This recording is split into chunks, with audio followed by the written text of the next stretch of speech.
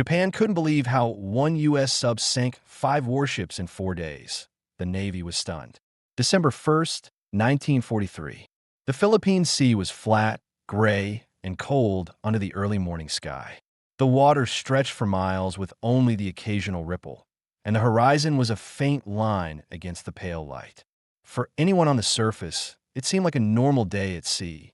But deep beneath the waves, in the cramped steel hull of the USS Halibut, the crew was preparing for one of the most dangerous missions of the Pacific War.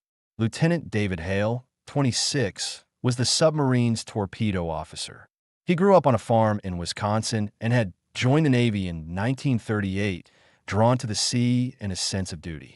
Hale had spent the last 2 years learning the complexities of submarine warfare, torpedo mechanics, firing solutions, sonar interpretation, and the exact calculations needed to hit moving ships from a moving platform underwater.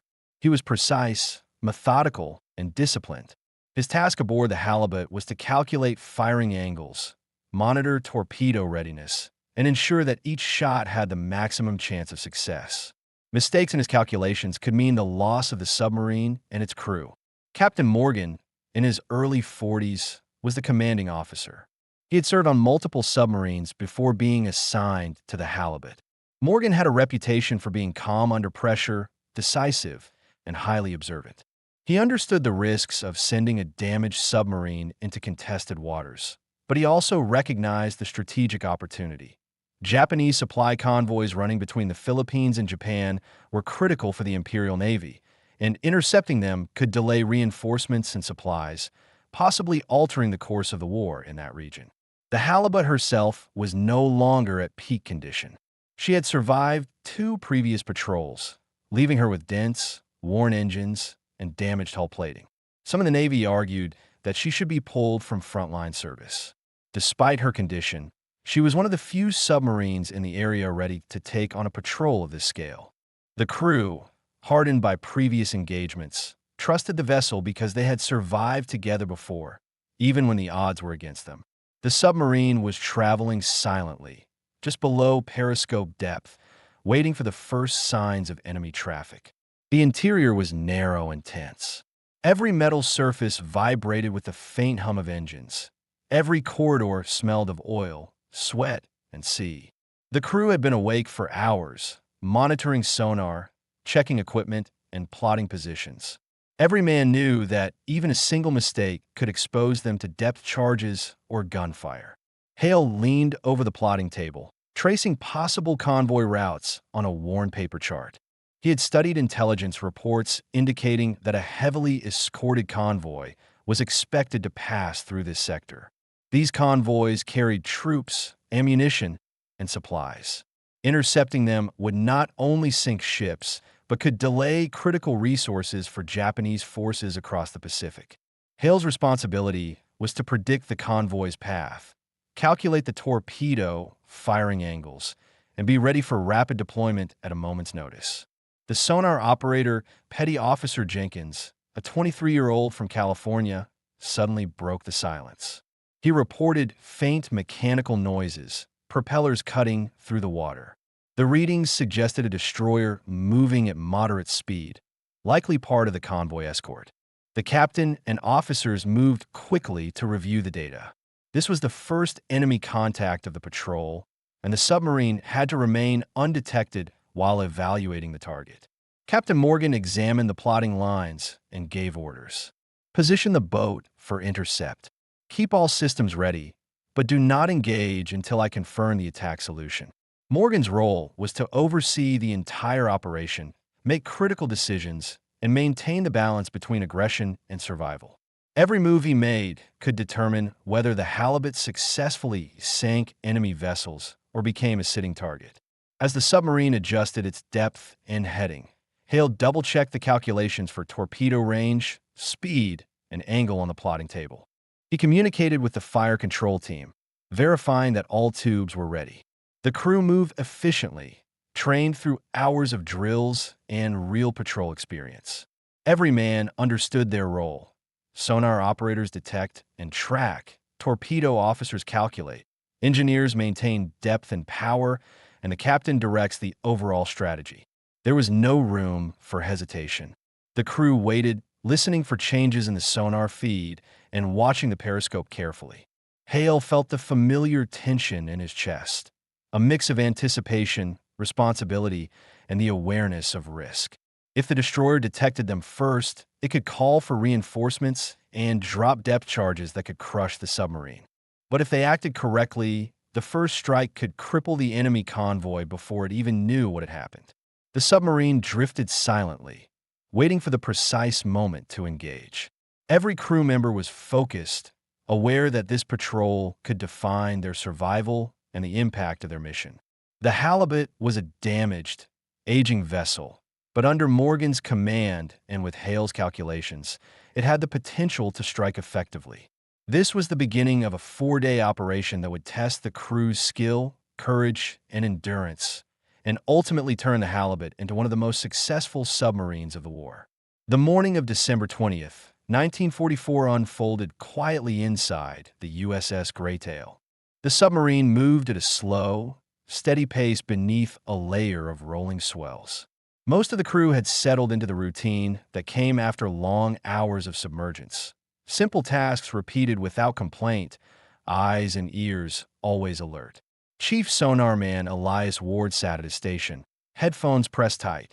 Ward was 34, a former machinist from Illinois who had joined the Navy before the war. His hearing had always been unusually sharp, and years of practice had made him even better. The men trusted his judgment more than the printed tables on the wall. If Ward said something was out there, it usually was. The captain, Lieutenant Commander Nathan Hale, stood behind him with a clipboard under one arm. Hale had barely slept. He moved quietly through the sub, checking each compartment. The crew respected him because he rarely raised his voice and never shifted blame. He was exact, calm, and focused, qualities that kept men alive inside a steel hull surrounded by enemy waters. Just before noon, Ward lifted one side of his headphones. His expression changed from routine concentration to stillness. He listened again. A faint pulse returned through the static, very regular, very controlled. Contact bearing 225 degrees. Slow screws. Multiple sources. Hale stepped closer. Commercial traffic? No, Ward answered. Warships. The control room came alive. Men leaned forward. The talker relayed the bearing. The plotter drew a pencil line across the chart. Every movement became fast but disciplined. Hale looked to his executive officer, Lieutenant Owen Mercer, a lean man in his 30s who had once been an engineer for the Southern Pacific Railroad. Mercer was responsible for turning Hale's orders into precise actions the crew could execute without confusion. "Take us up to periscope depth," Hale said. The diving officer repeated the order, and the boat angled upward. The hum of the hydraulic pumps and the shifting of ballast tanks filled the compartment. Moments later, the submarine leveled out. Hale raised the attack periscope. At first, he saw only sky and steady waves. Then he rotated a few degrees. The horizon changed. Ships, 4 of them, a destroyer in the lead, followed by 2 escorts, and what looked like a medium transport running low in the water. They moved in a staggered line, keeping a tight formation, disciplined, prepared, scanning for threats. Hale lowered the scope, calculated quickly, and raised it again for a second look. Japanese convoy, moving southwest. Speed 12 knots, he said. Mercer marked the data on the combat plot. The submarine drifted silently beneath the surface, waiting for directions. Hale studied the convoy's spacing, their bow angles, how their wake spread behind them. Nothing about the Japanese arrangement suggested they expected company. They were not zigzagging. Their watch rotations appeared relaxed. Their sonar pings were intermittent, not continuous. A white-painted number across the lead destroyer's bow caught his eye, evidence that it was an older model, less advanced, less capable of detecting a submerged attacker, but still dangerous. "Captain," Mercer asked quietly, "positioning for an end-around?" Hale shook his head. "No time.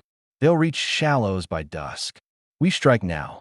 The torpedo crew was already at their stations. 12 men in a compact compartment lined with steel tubes.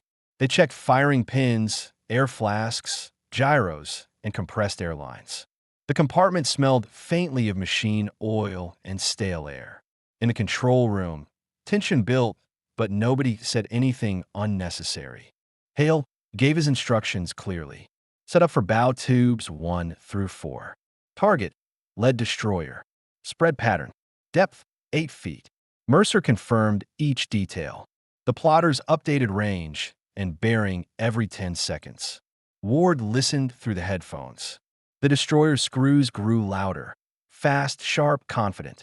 The sound told him the vessel was moving without fear. Hale brought the periscope up for the final check. The destroyer was broadside enough now. The firing solution was clean. He lowered the scope fully. Fire 1. The torpedo left the tube with a mild jolt that shook dust from the light fixtures. Fire 2. Another jolt. Fire 3. Fire 4. 4 silver cylinders raced through the dark water, each one carrying a warhead large enough to split a ship's hull open. The men listened.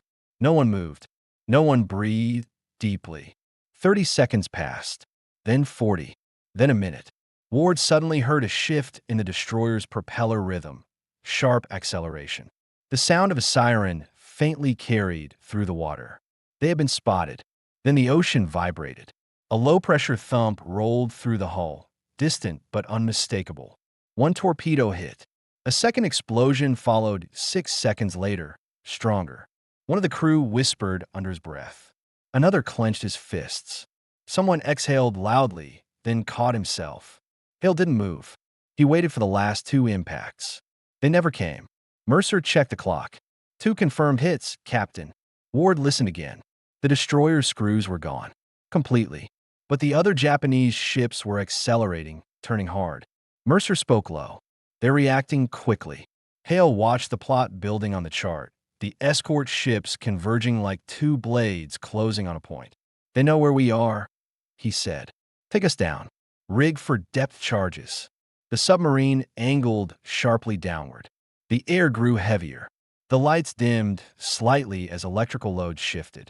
The crew braced themselves for what they knew would come next. The Japanese response, swift and violent. The attack had succeeded, but the enemy was far from done. The first destroyer was sinking, but the hunt had only begun. The USS Greytail descended steadily, the hull groaning as seawater pressed harder against it. The control room lights were dim now, a standard procedure during evasive maneuvers. Voices were low and controlled. Every man understood the danger without needing reminders. Ward kept his headphones on, sitting rigidly upright. The Japanese escorts were closing in fast. Their propeller rhythms told him everything: rising speed, tight turns, aggressive search patterns. He read it like a technician reads a gauge. They're triangulating our position, he said.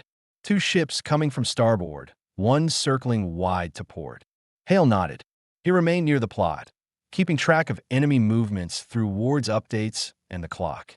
Experience had taught him that panic always increased the odds of making mistakes. He kept his breathing slow and his voice steady.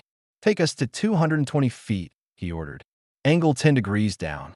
The bow dipped, pushing the submarine deeper. Pipes rattled. Water surged through ballast lines. A few men gripped whatever they could for balance. Mercer stood near the diving officer, watching trim indicators. He made small adjustments to keep the sub level. We'll hit a thermal layer around 250 feet, he said. Might help mask our noise. Might, Hale repeated, but they'll still drop charges. The crew knew what that meant. The Imperial Navy had become efficient with depth charging. Their patterns were tighter, their listening gear better, and their doctrine more ruthless than in the earlier years of the war. Ward suddenly lifted a hand. They've started their run. Everyone froze. Seconds later, faint metallic clinks vibrated through the water. Depth charges entering the sea. Then silence. Then, a violent concussion slammed the hull. Dust fell from the overhead. A wrench rolled across the deck. Someone cursed, short and sharp. The second explosion came closer. The hull rang with a low, painful resonance. The boat shuddered. In the aft compartment, one of the lights flickered. Mercer steadied himself over the chart table. They're bracketing us. Another explosion, even closer. The hull flexed inward before springing back. A pipe joint somewhere released a fine mist of water. The crew didn't panic. Training held them steady, but their eyes showed the pressure. Hale leaned toward Ward. Which ship is dropping? Ward listened hard. Starboard escort. The port side ship, holding distance. Probably using sonar. Hale made his choice quickly. Come left, 15 degrees. Reduce speed. Keep noise down. The dive planes adjusted. The submarine turned. The hum of machinery softened as the engines throttled back. Ward listened again, his expression changing.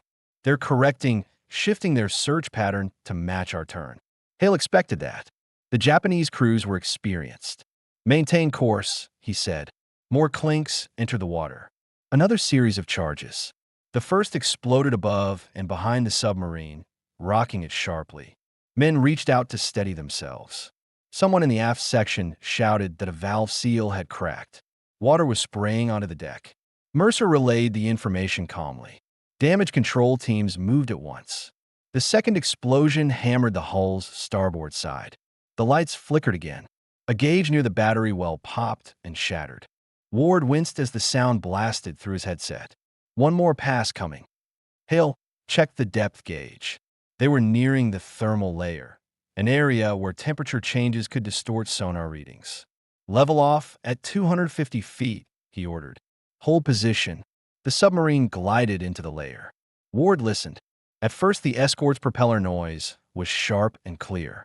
Then, gradually, it softened, broken by the distortion of the layer. They're losing us, Ward whispered. Hale didn't relax. They'll drop a blind pattern. Ward confirmed it seconds later. Charges entering, widespread. The explosions came farther apart, less focused, more random. The hull vibrated, but none of the blasts were close enough to threaten integrity. Minutes passed. No new charges. Then none at all. The escort's propellers faded. The Japanese formation had widened its search area. The control room remained silent for a long moment. Finally, Mercer exhaled. They think we're damaged or slipping away. We're doing neither, Hale said. We're waiting. He checked the chart again. The Japanese had scattered to look for them. The convoy's smaller ships would likely regroup in a loose pattern. We stay submerged for another hour, he said. Then we come up slow and track them again. The men absorbed the order without complaint. They had survived hours of depth charging. Now they would prepare for another attack. Hale rubbed his eyes briefly, then looked over his crew. The mission was still intact. The enemy still had 3 ships afloat. The next strike would come soon. The USS Greytail rose slowly through the dark water, its ascent measured in careful increments. An hour had passed since the depth charges. The submarine was quiet again. Systems had stabilized. The cracks in the valve seals were patched for now, and the crew had returned to their stations. The atmosphere inside the boat was focused, tense, but no longer frantic. Every man understood what the crew had accomplished, surviving a concentrated Japanese counterattack that would have crushed a less disciplined submarine. But they also knew that survival alone was not the mission. They were still hunting. Captain Hale checked the clock. Enough time had elapsed for the Japanese escorts to disperse in their search patterns. Convoy doctrine dictated that damaged or isolated ships often fell behind. Those stragglers were vulnerable targets. Bring us to periscope depth, Hale ordered. The submarine angled upward. Water rolled quietly along the hull. Pressure gauges eased with the climb. The Greytail settled just beneath the surface. Hale raised the periscope, wiped a bead of condensation with his sleeve, and made a slow, disciplined sweep. Nothing at first, just long rows of waves moving in steady lines under a pale afternoon sky. Then movement. A column of black smoke far off the port bow, the kind made by warships running their boilers hard. Hale kept turning the periscope, and then he saw it clearly, a lone Japanese escort destroyer, smaller than the first but still dangerous. It moved at uneven speed, listing slightly, struggling to keep pace with an enemy that was no longer there. A damaged ship, possibly separated after the first attack. Perfect. Hale lowered the scope and studied the chart. The Greytail was in an ideal intercept position. The Japanese ship was maintaining speed, but not zigzagging. probably trying to rejoin the group without wasting fuel. Mercer appeared beside him. Target bearing, 209 degrees. Range about 3,500 yards, Hale said. It's alone. Mercer nodded. There was no need for additional words. The torpedo room received the firing order. Men moved quickly, but with the precision required inside a narrow compartment filled with explosives. They set depth, gyro angles, and alignment exactly as the solution sheet dictated. In the control room, Ward listened again through his headphones. That's a destroyer. One shaft is running rough. Sounds like earlier damage. Hale raised the periscope again. The destroyer's stern dipped slightly with each swell. Still moving. Still unaware. Range 3,000, Hale said. Angle on the bow, 40 degrees starboard. The fire control team adjusted their calculations. Hale lowered the scope one last time. He checked the time, breathing slowly. Every factor was in place. Distance, angle, speed. The ocean was calm enough for a clean shot. Tube 1 ready, Mercer said. Tubes 2 and 3 standing by. Hale issued the order quietly but firmly. Fire. The first torpedo launched smoothly, shaking the forward compartments. The second and third followed with the same mechanical rhythm. Inside the submarine, the familiar tension settled over the men. They counted seconds silently. Ward listened closely to the destroyer's screws. It's maintaining course, he said. No evasive action. Hale kept his eyes on the time. 30 seconds. 40. 50. A distant thud carried through the hull. A muted impact transmitted by water pressure. Ward leaned forward. Hit. The destroyer's screws began to pulse irregularly. Something major had broken. Then a second explosion arrived, stronger, sharper. Ward no longer needed his headphones. Another hit. Hale raised the periscope. The destroyer's bow was rising unnaturally, the stern sinking. Crewmen rushed across the deck, trying to release life rafts. Smoke poured from a large rupture near the midship section. The ship was done. Hale lowered the scope. 2 confirmed hits. Targets sinking. The room didn't cheer or celebrate. They simply absorbed the result. Their mission required focus, not emotion. But the sinking of a second warship in less than a day meant something serious.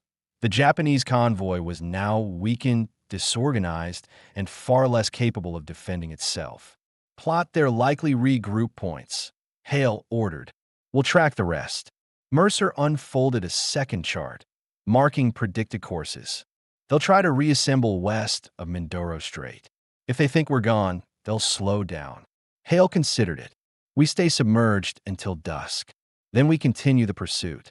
The submarine turned away from the sinking destroyer and descended once more into deeper water. 2 ships were gone. 3 remained, and the Greytail was still in perfect fighting condition. The hunt was not finished. Night settled over the Mindoro Strait with a heavy stillness. The USS Greytail surfaced just after sunset to recharge batteries, vent stale air, and gain speed in the open water. The crew climbed through the forward hatch in shifts, taking in cold night air that felt clean compared to the recycled atmosphere below. They spoke little. Most simply stood at the rail, scanning the horizon while the diesels rumbled beneath their feet. The submarine needed the speed only surface running could provide. The Japanese ships still ahead of them. 3 remaining targets would not wait. Captain Hale walked along the bridge platform, binoculars around his neck. His movements were slow but deliberate. 4 days of nonstop action were beginning to leave their mark. Darkened eyes, tighter posture, heavier steps, but he never let it show in his voice. Mercer approached from the ladder. Battery recharge at 40 minutes. Seas steady. No radar contacts. Hale nodded. We continue northwest as planned. The plan was simple in concept, difficult in execution. Stay on the enemy's trail long enough to strike again, but far enough away to avoid radar detection or night patrols. Hale had studied Japanese convoy doctrine extensively. He knew their damaged ships often slowed after sunset. He also knew the surviving escort vessels would be searching for threats behind them, not expecting an American submarine to continue pressing the attack after hours of depth charging. Persistence was often the deciding factor in submarine warfare. Below deck, Ward was back at the sonar set. Even while surfaced, he monitored hydrophone readings, listening for distant machinery. The strain showed on his face now. 4 days of constant duty shifts, barely broken by short naps. But his concentration never wavered. Every sound mattered. Just after 0200, he stiffened. A faint rhythm reached him, too faint to confirm. Then it returned, steady, spaced, unmistakable. Machinery. Heavy machinery. Hale was summoned immediately. Ward adjusted the dial. Bearing 082 degrees. Long screws. Not an escort. That's a larger ship. Hale checked the chart. That matches their transport. The largest in the group. Mercer looked over the plotting table. Range estimate. Ward closed his eyes, listening. 5 to 7 miles. It was far, but not too far. Hale made his decision instantly. Set course 080. All ahead full. The diesel engines thundered louder. The gray tail surged forward, cutting across the dark surface. Hours passed. The crew moved with a practiced urgency. No wasted motion, no unnecessary noise. Everyone knew what Hale was attempting. A night intercept, surface run, using speed and darkness to close the gap. High risk, but essential. At 0430, Mercer climbed back to the bridge.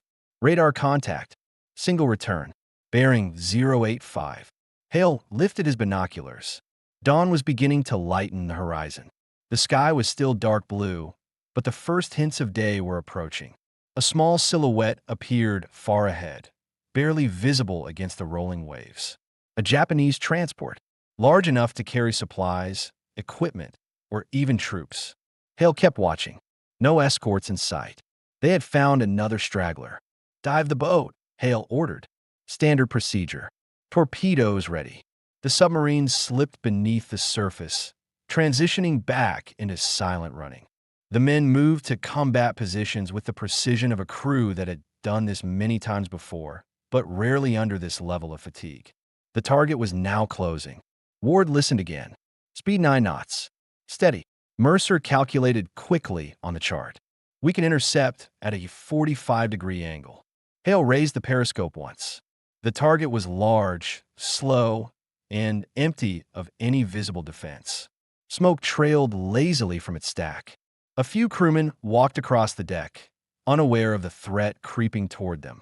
Hale lowered the scope. 2 torpedoes, tubes 2 and 4. The firing solution was ready within minutes. Fire. 2 torpedoes shot through the bow tubes, racing forward with perfect trajectories. The crew waited. Ward listened. Then, a sharp, hollow explosion, followed by a deeper, heavier one. Mercer's pencil stopped mid-notation. Both hits. Hale raised the scope again. The transport's midsection lifted in a violent swell as water rushed inside. One side of the ship sagged, bending inward. Fires broke out along the deck. Lifeboats dropped immediately, chaotic and uneven. The ship was lost. Hale lowered the scope. Marked targets sinking. 3 ships were now gone in 48 hours. The crew remained silent, but the weight of what they were accomplishing was beginning to sink in.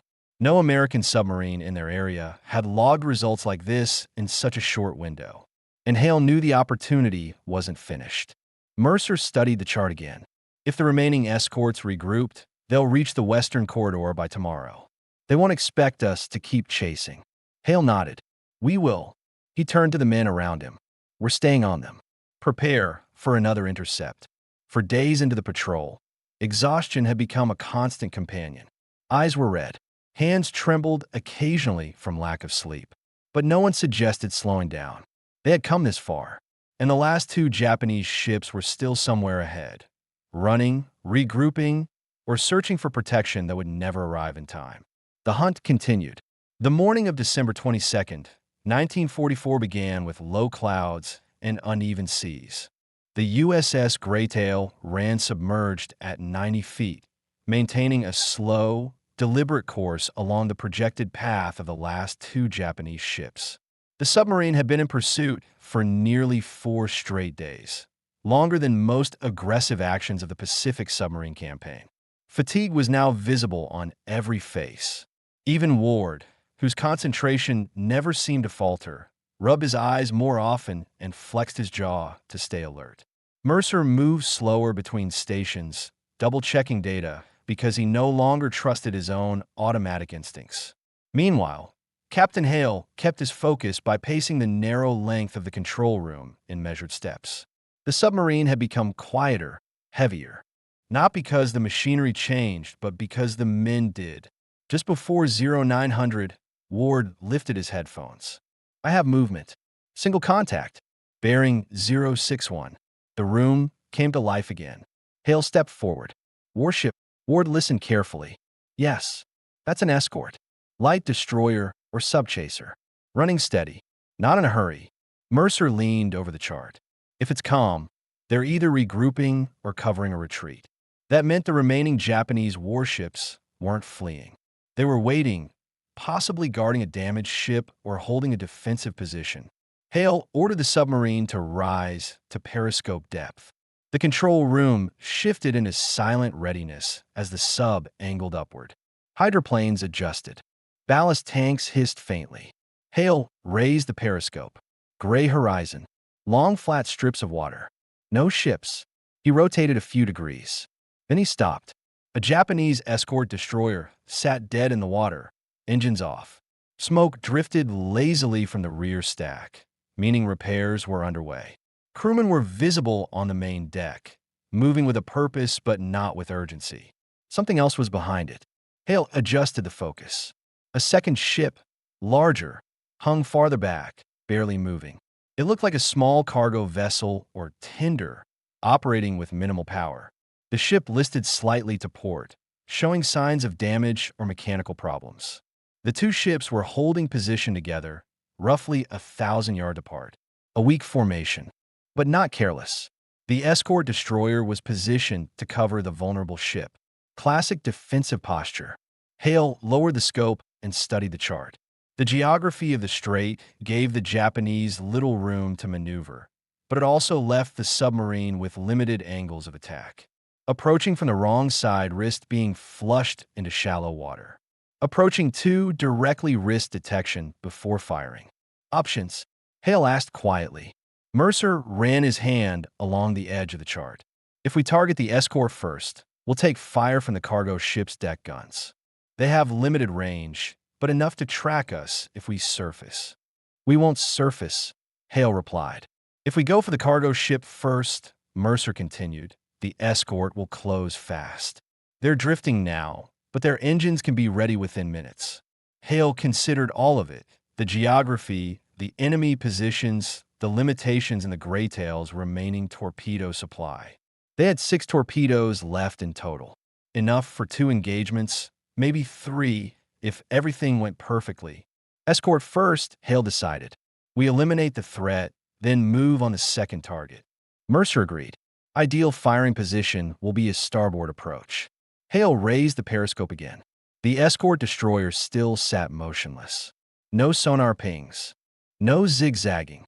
They weren't expecting attackers this deep into the strait, especially not the same submarine that had hit them days before. Hale lowered the scope. Prepare tubes 1, 2, and 3. Set depth for 7 feet. Straight run. Orders moved through the submarine quickly.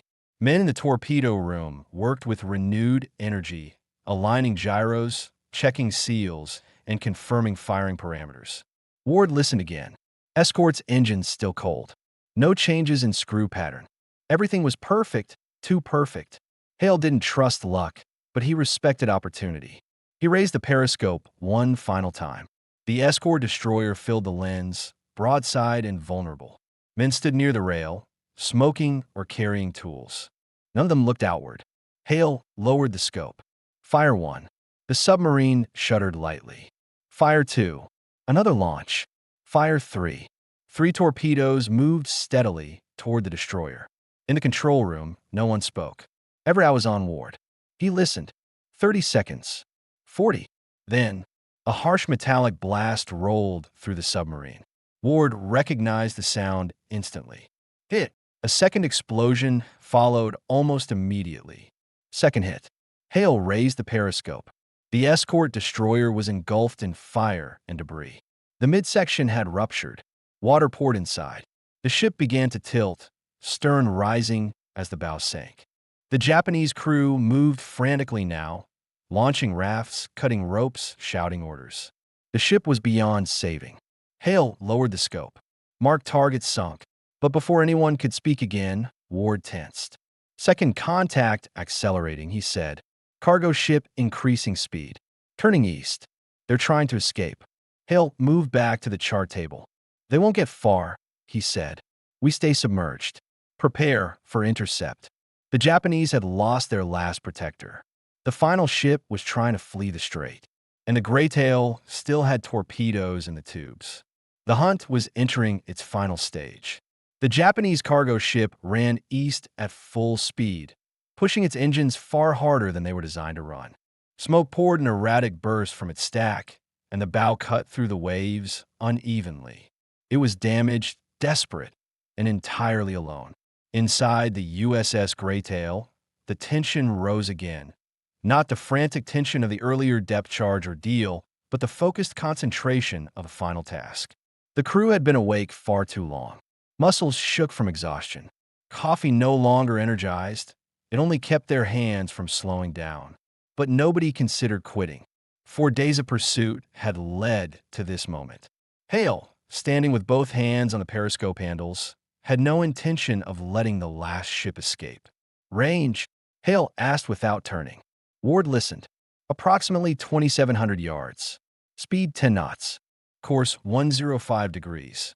Mercer plotted the numbers. If they maintain that heading, we can intercept in 6 minutes. Hale checked his watch. Time mattered. Accuracy mattered. One mistake could mean a missed shot or a torpedo reveal that allowed the enemy to slip away. They had 3 torpedoes left. Enough. Come to course 080, Hale ordered. Ahead 1/3.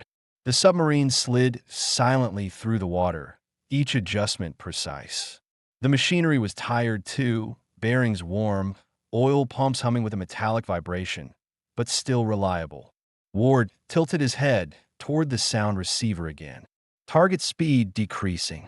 Engines sputtering. They're pushing too hard. The Japanese crew was trying to outrun a submarine that refused to give up the chase. Their engines weren't built for it. The Greytail closed the distance. Hale raised the periscope. The cargo ship came into view, low in the water, slightly tilted, its decks cluttered with crates and lifeboats. Several sailors stood near the bow, scanning the ocean with binoculars. Others were near the stern, shouting orders Hale couldn't hear. They looked tired, cold, and afraid, but still fighting to keep their ship alive. Hale lowered the scope and spoke steadily. Prepare tubes 4 and 5. 2-shot spread. Mercer acknowledged, relaying the order. The torpedo room came alive for the last time of the patrol. Men checked gyro settings and depth levels with extra care. They were drained, but nobody allowed fatigue to affect the final launch. Hale raised the periscope again. The Japanese ship had begun a shallow zigzag. Not enough to be effective, just enough to show they knew death was near and were trying anything to survive. Hale followed its pattern carefully. Solution ready, Mercer said. Hale exhaled once. Fire. The submarine jolted as 2 torpedoes shot forward in a staggered pattern. Ward counted the seconds under his breath. 20, 25, 30. A faint metallic impact reached him. One hit, forward section. Then, 3 seconds later, a second, much deeper detonation. Second hit. Hale lifted the periscope. Water erupted beneath the ship. The bow pitched downward sharply, and the stern lifted high as the ship began to break apart along the keel. Smoke and steam mixed in a rising cloud. Crewmen scrambled at lifeboats, cutting ropes, lowering rafts, pushing away from the hull as it tilted even farther. The ship's superstructure groaned loudly as metal tore and bulkheads collapsed. Within minutes, the final Japanese ship slipped beneath the surface, leaving only scattered debris and lifeboats drifting in the morning light. Hale slowly lowered the periscope. For the first time in days, he let his shoulders relax. Ward removed his headphones. His ears rang, but he kept listening to the silence, the profound, heavy silence that filled the control room when the last echo of machinery disappeared from the sonar. "That's all of them," Mercer said quietly. "For days. 5 ships. No American casualties." The crew didn't cheer. They didn't shout. They simply sat, stood, or leaned where they were, letting the reality settle in. Some felt pride. Some felt a strange emptiness. Some felt relief so intense it left them unsteady. Hale looked around the room, at men who had followed every order without hesitation, who had endured exhaustion, fear, and the crushing weight of constant decision-making. Secure from battle stations, he said. It was the first soft order he had given in days. The men returned to standard positions. A few slumped against the bulkheads. Some rubbed their faces, trying to process the end of the ordeal. Mercer approached Hale quietly. "We'll report the sinkings once we surface." Hale nodded. "They'll confirm through signals and reconnaissance." He knew what the report would look like. 5 ships destroyed in 4 days. A result that would shock American command just as much as it would infuriate Japanese naval leadership. No one expected a single submarine to achieve that in such a short, relentless campaign. But it had happened, and the men who made it happen had done so while exhausted, hunted, and often working with minutes or seconds to spare. The Gray Tail began its slow turn south, heading back toward deeper water. The mission was complete. The ocean around them was calm now. The sounds of engines, torpedoes, explosions, and rushing steel were gone.